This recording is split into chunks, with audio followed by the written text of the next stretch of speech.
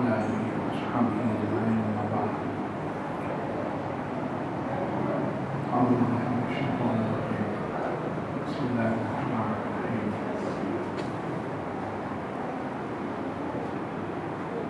وإذا ناديتم إلى الصلاة اتخذوا عزما ولعبا ذلك بأنهم قوم لا يعقلون صدق الله العظيم.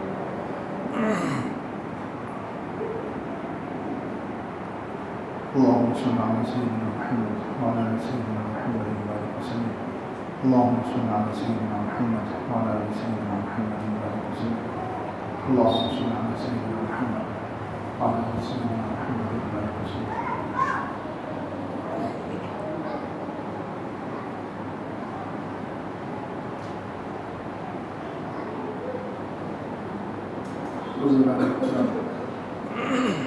صلیان کرام،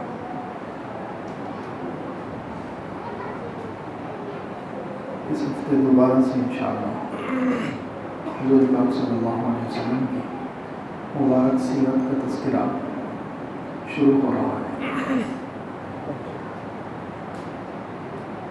یہ سلسلہ روکا گیا تھا جب حضور پاک صلی اللہ علیہ وسلم ہجرت کر کے مدینہ منورہ تشریف لائے اور مدینہ منورہ آنے کے بعد مسجد نبوی کی تعمیر مکمل ہو گئی.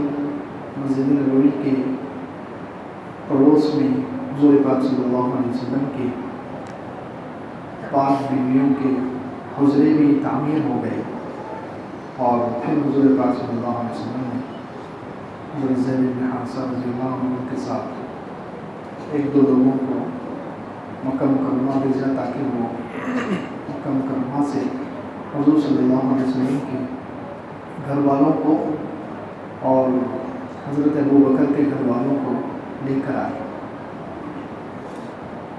جب یہ لوگ آ گئے، مہاجرین جتنے لوگ ہجرت کر سکتے تھے مکہ مکرمہ سے اتنے صحابہ کرام ہجرت کر کے مدینہ منورہ تشریف لائے. حضور پاک صلی اللہ علیہ وسلم نے مسجد کی تعمیر کے بعد ایک کام یہ کیا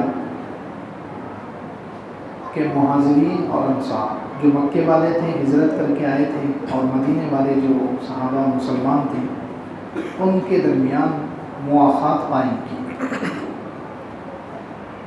کیونکہ مکے والے جتنے صحابہ کرام مکے سے ہجرت کر کے آئے تھے ظاہر سی بات ہے وہ بڑی قربانی دے کر آئے تھے. ان کی قربانی کتنی بڑی ہے ہم اندازہ لگائیں کہ انہوں نے اپنے گھروں کو چھوڑ دیا. انسان کو گھر بنانے کے لیے کتنے سال لگتے ہیں. اپنی بنی بنائی بسی بسائی تجارت کو انہوں نے چھوڑ دیا، اپنے کاروبار اور اپنی ساری چیزوں کو، رشتہ داریوں کو، دوست احباب کو، سب کو قربان کر کے، سب کو اللہ کے نام پر چھوڑ کر کے وہ مدینہ منورہ آئے تھے. اس لیے اب انہیں سہارے کی ضرورت تھی. انہیں یہاں پر اب پوری زندگی مدینے میں گزارنا ہے، مدینہ منورہ میں پوری زندگی ان کو رہنا ہے. تو ان کو گھر چاہیے، ان کو کاروبار چاہیے. اس لیے حضور پاک صلی اللہ علیہ وسلم نے مہاجرین اور انصار کے درمیان مواخات یعنی ایک مہاجری اور ایک انصاری کو بھائی بھائی بنا دیا، بھائی بندی کی. تقریباً 45 یا 50 مہاجرین تھے اور 45 یا 50 انصار تھے. ان کے درمیان حضور پاک صلی اللہ علیہ وسلم نے بھائی چارہ، بھائی بندی قائم فرمائی کہ تم ان کے بھائی رہو گے. خود حضور پاک صلی اللہ علیہ وسلم حضرت علی رضی اللہ عنہ کے بھائی حضرت علی رضی اللہ عنہ آخر میں بچ گئے تھے. حضرت علی رضی اللہ عنہ روتے ہوئے کہنے لگے کہ اللہ کے رسول آپ نے سب کے لیے ایک ایک بھائی دے دیا، سب کو مدینہ منورہ کے لوگوں میں سے ایک ایک بھائی دے دیا، مجھے کوئی بھائی نہیں دیا، مجھے کسی کا بھائی نہیں بنایا. اللہ کے رسول صلی اللہ علیہ وسلم نے ان سے ارشاد فرمایا کیا تم اس بات پر راضی نہیں ہو کہ میں تمہارا بھائی بن جاؤں؟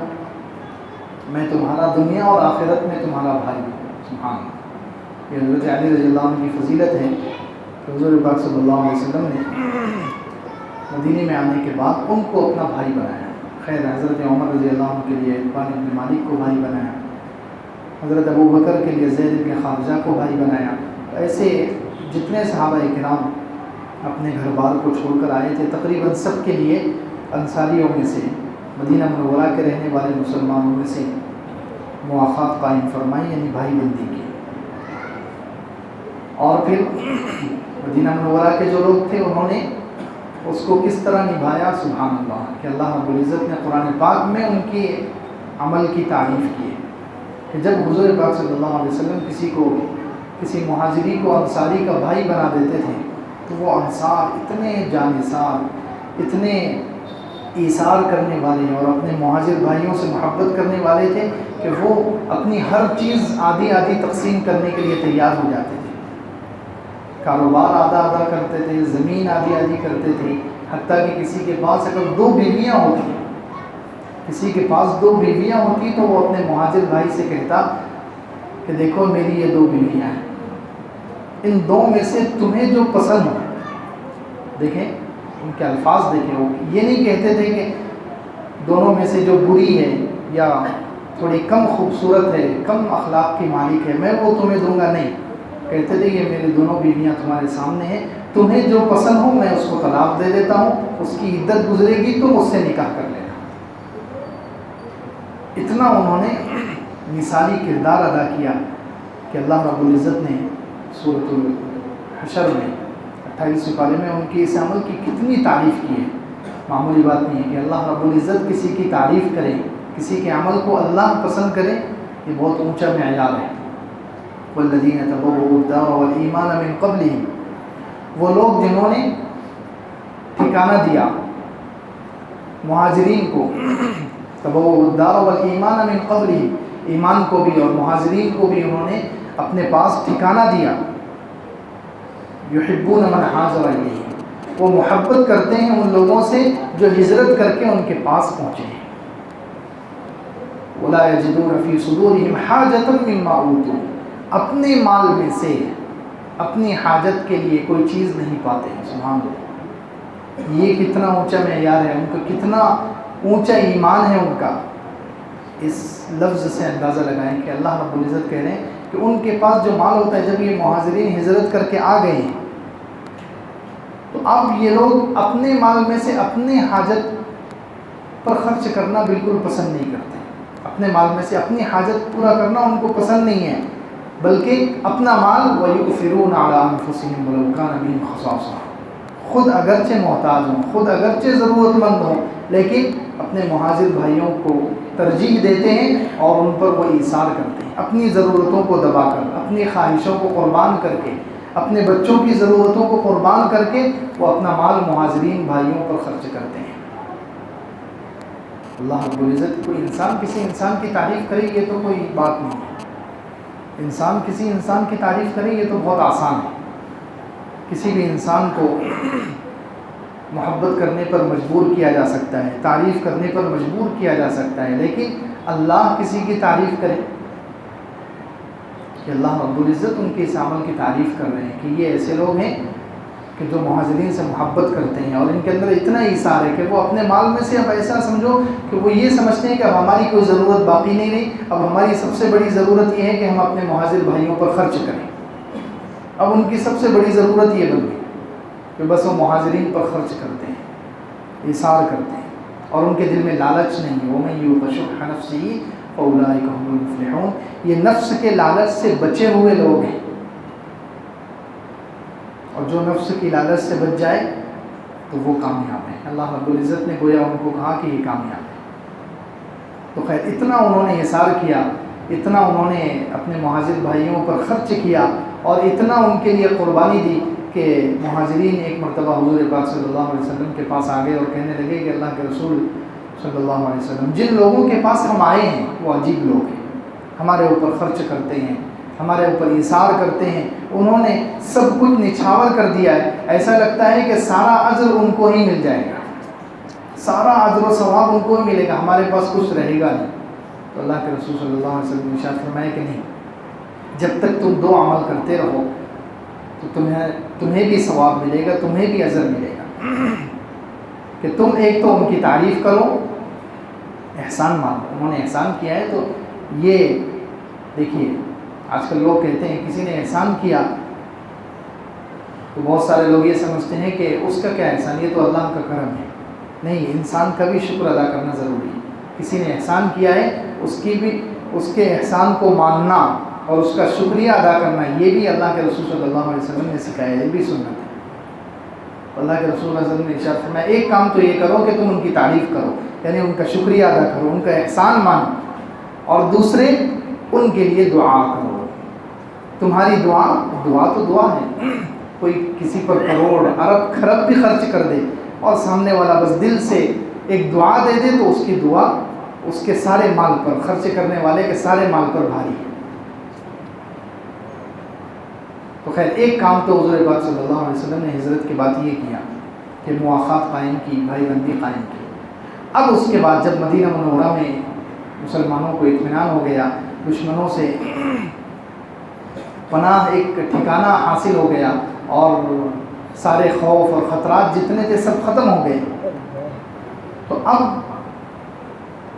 مدینہ نماز جو ہے مکہ مکرمہ میں جب حضور پاک صلی اللہ علیہ وسلم کو 40 سال کے بعد نبوت ملی، نماز تو 2 وقت کی شروع سے ہے، 2 وقت کی نماز، فجر اور عصر، فجر اور عصر یہ 2 نماز تو شروع سے ہے۔ حضور پاک صلی اللہ علیہ وسلم کو جب سے نبوت ملی ہے، جب سے 2 نمازیں تو فرض تھیں، فجر اور عصر۔ لیکن جب معراج پر حضور پاک صلی اللہ علیہ وسلم تشریف لے گئے 10 سال کے بعد، نبوت ملنے کے 10 سال کے بعد جب معراج ہوئی اور آسمانوں پر اللہ رب العزت نے عرش پر حضور پاک صلی اللہ علیہ وسلم کو بلایا، اس وقت 5 نمازیں دی گئی۔ لیکن مکہ مکرمہ میں چونکہ خوف کا ماحول تھا، مشرکین کے بیچ میں مسلمان رہتے تھے اور ہمیشہ خطرہ رہتا تھا، نمازیں چھپ چھپ کر ادا ہوتی تھیں۔ لیکن مدینہ منورہ آنے کے بعد اب ماحول بدل گیا، اکثر مسلمان ہیں وہاں پر اور کوئی خوف اور خطرہ نہیں ہے، کھلے عام نمازیں پڑھنا ہے۔ تو اب نماز کے لیے بلایا کس طرح جائے، اس پر اللہ کے رسول صلی اللہ علیہ وسلم نے صحابہ کرام سے مشورہ لیا۔ مکہ مکرمہ میں تو چونکہ چھپ کر نماز پڑھتے تھے اس لیے بلانے کا مسئلہ نہیں تھا، لیکن اب مدینہ منورہ آنے کے بعد شروع میں تو لوگ خود بخود نماز کا وقت اندازے سے لگا لیتے تھے کہ اب نماز کا وقت ہو گیا ہوگا اور مسجد میں جمع ہو جاتے تھے، لیکن حضور پاک صلی اللہ علیہ وسلم کو فکر تھی کہ کوئی ایسی چیز، کوئی ایسا عمل کیا جائے کہ جس کی وجہ سے لوگوں کے لیے نماز کو مسجد میں آنا آسان ہو جائے، وقت پر لوگ مسجد میں جمع ہو جائیں۔ تو صحابہ کرام سے مشورہ کیا، اللہ کے رسول صلی اللہ علیہ وسلم نے میٹنگ بلائی، سارے صحابہ کرام بڑے بڑے جتنے صحابہ تھے سب کے سب جمع ہوئے اور حضور پاک صلی اللہ علیہ وسلم نے سب کے سامنے بات رکھی کہ نماز کے لیے بلانا ہے تو اس کے لیے کیا طریقہ اختیار کیا جائے، آپ لوگ رائے دیں۔ تو کسی نے کہا کہ ناقوس بجا دیا جائے، جو عیسائی لوگ اپنے گرجے میں، اپنے گرجا گھر میں اور چرچ میں بلانے کے لیے جو ناقوس بجاتے تھے، تو کسی نے کہا کہ وہ ناقوس بجا دیا جائے۔ حضور پاک صلی اللہ علیہ وسلم نے پسند نہیں فرمایا کہ یہ عیسائیوں کے ساتھ مشابہت ہو جائے گی، یہ مناسب نہیں ہے۔ تو کسی نے کہا کہ بوق بجا دیا جائے، یہ ایک جیسے آج کل یو پی میں وہ چمڑے کا ڈھول ہوتا ہے جو سحر اور افطار کے وقت بجاتے ہیں، تو کسی نے کہا کہ وہ بوق بجا دیا جائے، چمڑے کا ڈھول بجا دیا جائے جس سے لوگ وقت پر جمع ہو جائیں۔ تو حضور پاک صلی اللہ علیہ وسلم نے اس کو بھی پسند نہیں فرمایا کہ یہ یہودیوں کا طریقہ ہے، یہودی لوگ جب عبادت کے لیے جمع کرتے ہیں تو یہ ڈھول بوق بجا کر جمع کرتے ہیں، تو یہ بھی مناسب نہیں ہے۔ کسی نے کہا کہ آگ جلا دی جائے، کسی پہاڑ پر یا اونچی جگہ پر آگ جلا دی جائے، آگ کو دیکھ کر لوگ جمع ہو جائیں۔ حضور پاک صلی اللہ علیہ وسلم نے اس کو بھی پسند نہیں فرمایا، کیونکہ یہ مجوسی جو آگ کے پجاری ہیں، جن کو مجوسی کہا جاتا ہے، یہ ان کا طریقہ ہے۔ تو خیر مشورہ چلتا رہا، کسی کے ذہن میں کوئی بات نہیں آئی، تو مجلس برخاست ہو گئی، مجلس ختم ہو گئی، سب سے کہا گیا کہ گھروں پر جا کر سوچتے رہو، کوئی نہ کوئی اللہ رب العزت راستہ نکال دے۔ صحابہ کرام گھروں کو چلے گئے۔ ایک صحابی تھے جو زیادہ مشہور بھی نہیں ہیں، عبداللہ ابن زید ابن عبد ربی ان کا نام ہے، وہ بہت متفکر تھے، بہت پریشان تھے کہ کیا جائے۔ اللہ کے رسول صلی اللہ علیہ وسلم نے مشورہ لیا اور ہم نے کوئی صحیح رائے نہیں دی، نماز کے لیے کس طرح بلانا چاہیے، اس پر وہ بہت زیادہ فکر مند تھے۔ اسی فکر مندی کی حالت میں وہ سو گئے اور رات انہیں خواب نظر آیا. خواب میں انہوں نے دیکھا کہ ایک شخص ہے جو ہرے کپڑوں میں سبز لباس میں ہیں اور اس کے ہاتھ میں وہ ناقوس ہے. وہ جو عیسائی لوگ جو بجاتے ہیں وہ ناقوس لے کر وہ جا رہا ہے. یہ عبداللہ ابن زید ابن عبد ربی جو صحابی تھے انہوں نے اس سے کہا کہ بھئی یہ ناقوس مجھے بھیج دو. تو اس شخص نے کہا کہ یہ ناقوس لے کر تم کیا کرو گے؟ انہوں نے کہا کہ ہم نماز کے لیے لوگوں کو بلائیں گے, ابھی ہمارا مشورہ چل ہی رہا ہے. تو وہ جو ہرے کپڑے میں شخص نظر آ رہا تھا وہ فرشتہ تھا. وہ فرشتہ تھا. اس فرشتے نے کہا کہ نہیں, اس کی ضرورت نہیں ہے, اس کے بجائے میں تمہیں ایک اور اچھا طریقہ بتلاتا ہوں جس کے ذریعے سے تم لوگوں کو نماز کی طرف بلاؤ. تو انہوں نے کہا بہت اچھی بات ہے, آپ سکھائیے. تو اس فرشتے نے پھر اذان سکھائی, اللہ اکبر اللہ اکبر اللہ اکبر اللہ اکبر اشہد ان لا الہ الا اللہ اشہد ان لا الہ الا اللہ, پوری اذان. بعض روایتوں میں کہ ان 3 دن تک یہ خواب دیکھتے رہے, 3 مرتبہ یعنی خواب دیکھا, اور خواب میں یہ چیز وہ فرشتے سے اذان سیکھتے رہے. اور پھر حضور پاک صلی اللہ علیہ وسلم کے پاس تہجد کے وقت میں حاضر ہوئے اور حاضر ہو کر عرض کیا کہ اللہ کے رسول صلی اللہ علیہ وسلم, میں نے اس طرح خواب دیکھا ہے, ایک فرشتے نے مجھے یہ الفاظ سکھائے ہیں. حضور پاک صلی اللہ علیہ وسلم کا چہرہ خوشی سے کھل گیا اور کہنے لگے انہا لرؤیا حق انشاءاللہ, کہ انشاءاللہ تم نے جو خواب دیکھا ہے یہ حق اور سچا خواب نظر آتا ہے, لہٰذا اب یہ اذان تم بلال کو سکھاؤ. بلال کی آواز اونچی ہے, وہ اونچی جگہ پر کھڑے ہو کر اذان دیں گے. تو جیسے ہی حضرت بلال رضی اللہ عنہ کو انہوں نے اذان کے الفاظ سکھائے اور حضرت بلال رضی اللہ عنہ نے اذان دینی شروع کی. حضرت عمر رضی اللہ عنہ گھر میں لیٹے ہوئے تھے. حضرت عمر رضی اللہ عنہ کے کان میں آواز پڑی تو حضرت عمر چادر گھسیٹتے ہوئے بھاگتے ہوئے تشریف لائے اور اللہ کے رسول صلی اللہ علیہ وسلم سے کہا کہ اللہ کے رسول یہی خواب میں نے بھی دیکھا ہے, یہی خواب میں نے بھی دیکھا ہے, مجھے بھی خواب میں ایک شخص نے یہ اذان سکھلائی ہے. اللہ کے رسول صلی اللہ علیہ وسلم خوش ہوئے. بعض روایتوں میں کہ حضرت ابوبکر نے بھی یہ خواب دیکھا. تو خیر اس وقت سے نماز کے لیے بلانا اور یہ اذان مشروع کی گئی اللہ کے رسول صلی اللہ علیہ وسلم, اور یہی اذان ہے. بعض روایتوں میں ہے, سیرت کی کتابوں میں ہے کہ اللہ کے رسول صلی اللہ علیہ وسلم جب معراج کے لیے تشریف لے گئے تھے اور آسمانوں پر گئے تو حضرت جبرائیل علیہ السلام نے وہاں پر یہ اذان دی. اور مسجد اقصیٰ میں بھی حضرت جبرائیل علیہ السلام نے جہاں سارے نبی جمع تھے تو یہ اذان دی تھی. تو حضور پاک صلی اللہ علیہ وسلم کے ذہن میں وہ چیز تھی. تو جیسے ہی حضور پاک صلی اللہ علیہ وسلم نے وہ صحابی کا خواب سنا اور وہ الفاظ سنے تو حضور پاک صلی اللہ علیہ وسلم کو یاد آ گیا کہ یہ تو وہی اذان لگ رہی ہے جو میں نے معراج میں سنی تھی, حضرت جبرائیل نے دی تھی. اس لیے حضور پاک صلی اللہ علیہ وسلم نے جلدی اس پر ہاں کر دی اور اس کو اذان نماز کی طرف لوگوں کو بلانے کے لیے اس کو متعین کر دیا. خیر یہ ایک شرف تھا اللہ کی طرف سے, وہ صحابی کو ایک مقام دینا تھا, اور جتنی اذانیں ہوگی اور جتنی مرتبہ اذان کہی جائے گی سارا ثواب ان کو ملنا تھا. اس لیے اللہ رب العزت نے گویا یہ طریقہ, اور دوسری بات اس میں صحابی کا ایک مقام بھی ہے.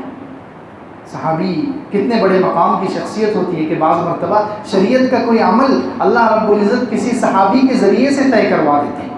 اس سے یہ معلوم ہوتا ہے کہ حضور پاک صلی اللہ علیہ وسلم کی صحبت میں جو لوگ رہے ہیں ان کا مقام کتنا اونچا ہے. کہ اذان کوئی معمولی عمل نہیں, اذان شعار ہے اسلام کا. اللہ کی خاص نشانیاں جو دنیا میں ہیں, اسلام کی خاص نشانیاں اور علامتیں جو دنیا میں ہیں, اس میں سے ایک عمل اذان ہے. تو اتنا بڑا عمل ایک صحابی کے خواب کے ذریعے سے طے ہوا اور اللہ کے رسول صلی اللہ علیہ وسلم نے اس کو مشروع کیا اور جاری کیا, اور دنیا میں وہ عمل چلا ہے ایک صحابی کے خواب کی وجہ سے. اس سے صحابہ کرام کا مقام سمجھ میں آتا ہے. خیر یہاں سے اذان شروع ہوئی اور پھر ساری دنیا میں یہی اذان کا طریقہ چلا, اور اذان کے الگ الگ فضائل اللہ کے رسول صلی اللہ علیہ وسلم نے حدیثوں میں ارشاد فرمائے. اور یہ اذان کہاں کہاں دینی چاہیے, بہت ساری جگہیں ایسی, بہت سارے موقع ایسے ہیں کہ جہاں پر اذان دینے سے ہماری مصیبتیں ختم ہو سکتی ہیں. یہ انشاءاللہ آئندہ